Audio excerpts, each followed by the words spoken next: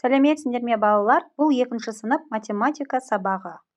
Бүгін бізде 74-ші сабақ. Бөлу амалының компоненттері. Сен бөлу амалының компоненттерімен танысасың. Нөмірі 1 есеп. Мына сандарды 3-3-тен неше рет азайту керектігін түсіндір. 6, 9, 12, 15. 6-дан, яғни 6-дан 3-3-тен азайтатын болсақ, балалар 2 рет азайтады екенбіз. 6 азайту 3 тең 0. Сонда балалар 6-ны 3-ке бөлетін болсақ, 2 рет, яғни 2 рет азайтамыз. Келесі 9-дан 3-3-тен азайтатын болсақ, балалар 3 рет азайтады екенбіз. 9 азайту 3 тең 0. Яғни 9-ды 3-ке бөлетін болсақ, 3-ке тең. Сонда 3 рет. 12-ден біз 3-3-тен азайтатын болсақ, 4 рет азайтады екенбіз. Яғни 12 азайту 3 тең 0-ге. Сонда 12-ні 3-ке бөлеміз, 4 рет. 15-тен біз 3-тен азайтатын болсақ, балалар 5 рет. Яғни 15 азайту 3 тең 0-ге. 15-ті 3-ке бөлеміз, 5 рет.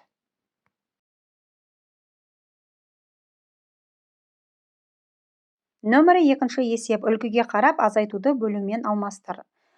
14 азайту 7 тең 0. Бөлумен алмастыратын болсақ, 14 бөлу 7 тең 2-ге. Келесі 16 азайту 4 тең 0-ге. Бөлумен алмастыратын болсақ, 16-ны 4-ке бөлеміз, тең 4-ге. 15 азайту 5 тең 0-ге. 15-ті 5-ке бөлеміз, бөлумен алмастыратын болсақ, 3-ке тең екен. Келесі 18 азайту 3,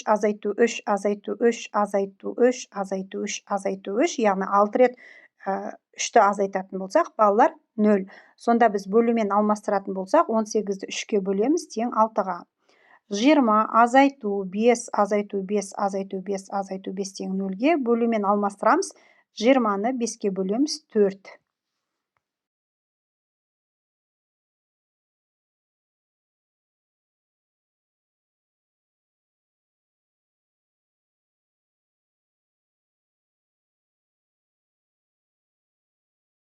Нөмірі 3 есеп. Суреттерді пайдаланып бөлуді орында. 12 бөлу 2 тең 6-ға. 12 бөлу 6 тең 2-ге. Мұнда балалар бізде 6-6-дан жасыл үшбұрыштар екен, сонда 12 екен. Келесі 10 бөлу 5 тең 2-ге. 10 бөлу 2 тең 5-ге. Келесі 21 бөлу 3 тең 7-ге. 21 бөлу 7 тең 3-ге.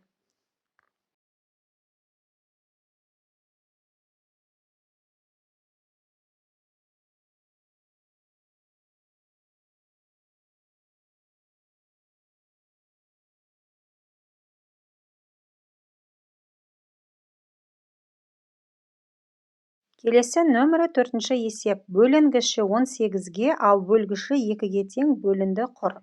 Азайту амалымен бөліндінің мәнін тап. Мұнда балалар бөлінгіш 18, бөлгіш 2-ге тең. Сонда 18 бөлу 2 тең 9-ға.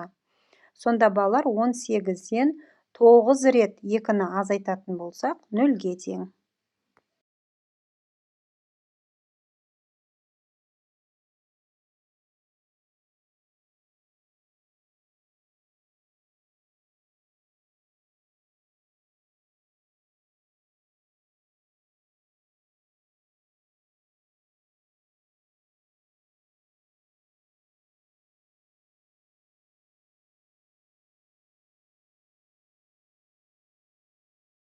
Нөмірі 5 есеп. Есептерді шығар.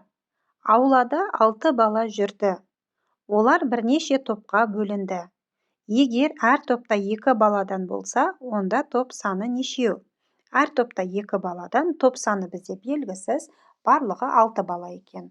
Ол үшін біз шешуінде 6-ны 2-ге бөлеміз, 3. Жауабы топ саны 3.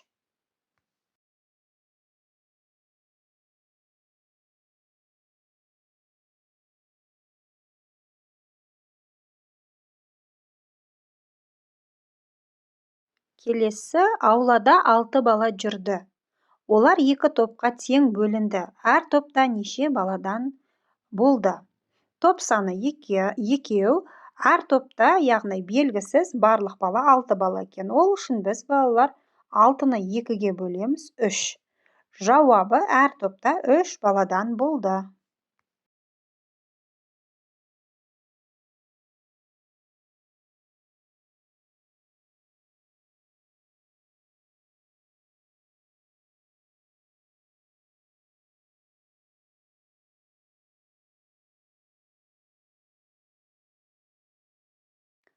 Нөмірі 6-шы есеп. Бос орнына тиісті санды қой.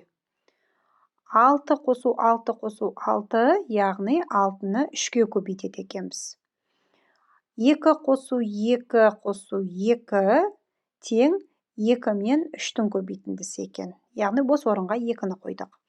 Келесі бос орынға 5 көбейту 4 деп қойдық, себебі 5-ті 4 рет қосқанда. Келесі 1 көбейту 4 деліндік, себебі 1-ді 4 рет қосқанда 4 болады екен.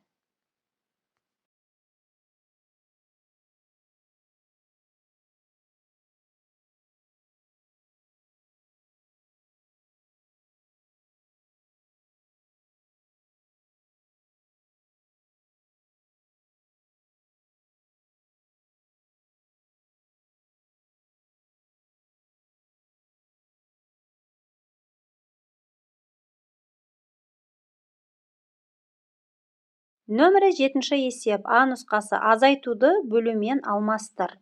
27 азайту 9 азайту 9 азайту 9 тең 0-ге. Сонда балалар 27-ні 9-ға бөлеміз, 3-ге тең екен. Яғни балалар 27-ден 3 рет азайтады екенбіз 9-ды.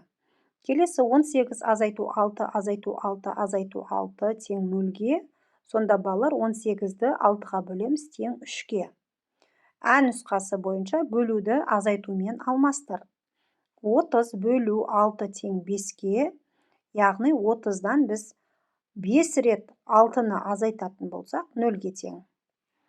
Келесі 20 бөлу 4 тең 5-ге, сонда біз 20-дан 4-ті 5 рет азайтқанда 0-ге тең. Келесі 15 бөлу 3 тең 5-ге, 15-тен біз 3-ті 5 рет азайтқанда 0 болады екен.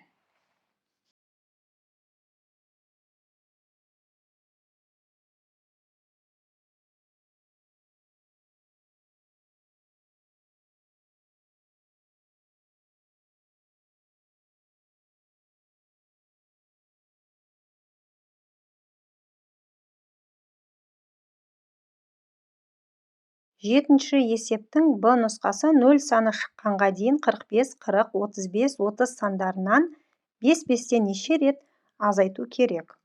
Мұнда балалар 45-тен біз 5-ті бөлеміз 9, яғни 45-тен 9 рет 5-ті азайтқанда 0 шығады екен. 40-ты біз 5-ге бөлетін болсақ 8, яғни 40-тан біз 5-ті 8 рет азайтқанда 0 шығады екен. 35 бөлу 5 тең 7, сонда 35 санынан 5-ті 7 рет азайтқанда 0 шығады екен. Келесі 30-ды біз 5-ге бөлеміз, тең 6, 30-дан 5-ті 6 рет азайтқанда 0 шығады екен.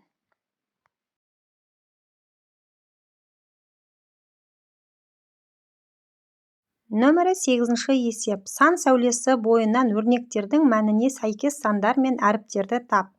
Оларды өсу ретімен қой. Қандай сөз шықты? Бұл сөздің мағынасын қалай түсінесің?